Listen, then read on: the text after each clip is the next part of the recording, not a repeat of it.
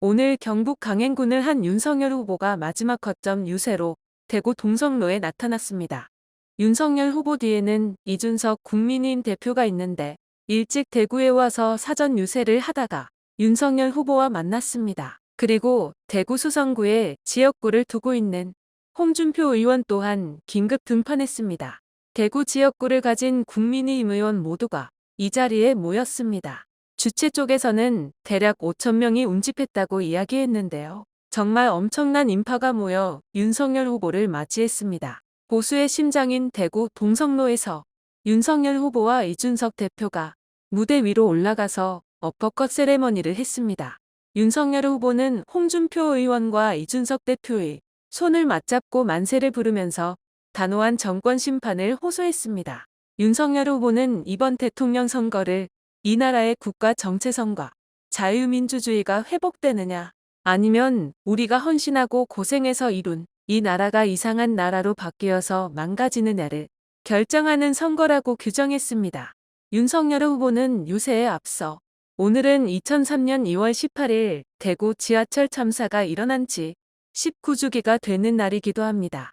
제가 대구에서 처음 사회생활을 시작해 초임검사로 근무하던 1995년 영남 중고등학교 앞에서 일어난 상인동 도시가스 폭발 사고가 다시 기억에 떠올랐다며 지역과의 인연을 강조했습니다. 국민의힘이 차기 정부를 맡게 되면 사고로부터 범죄로부터 국민의 생명을 안전하게 보호하는 그런 나라를 만들 것을 약속드린다고 당부했습니다. 그리고 문재인 정부의 대북 유화 정책을 비롯해서 안보 비판을 하였습니다. 문재인 정권은 북한의 핵미사일 실험의 위장평화쇼로 종전선언을 하려고 한다. 글로벌 시대 세계 10대 경제 대국으로 균형 잡힌 외교도 못하고 오로지 북한 바라보기와 굴종 외교로 미사일 발사 실험을 초래한 이런 정권에 계속 집권을 허용해도 되겠느냐라고 맹비난했습니다. 윤석열 후보는 국민의힘이 집권 여당이 되더라도 건전하고 상식 있는 야당과 협치를 해야 국가 발전이 있지 않겠느냐. 그런데 민주당의 훌륭한 정치인들이 지금 이재명의 민주당 세력 때문에 길을 펴지 못하고 있다.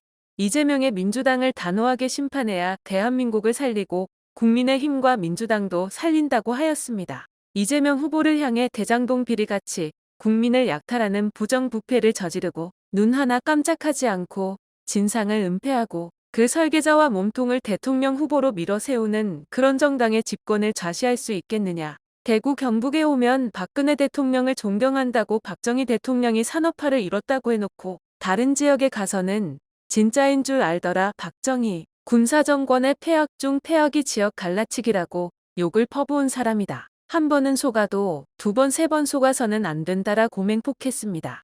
윤석열 후보는 마지막으로 이번 선거는 5년에 한 번 있는 그런 선거가 아니라 이 나라의 국가 정체성과 자유민주주의가 회복되느냐 아니면 우리가 헌신하고 고생해서 이루어낸 나라가 족보도 없는 나라로 바뀌어 망가지느냐를 결정하는 선거다. 나라가 어렵고 국가가 위기에 빠졌을 때 늘 분열이 일어났던 대구 시민들이 걸기해 달라고 호소했습니다.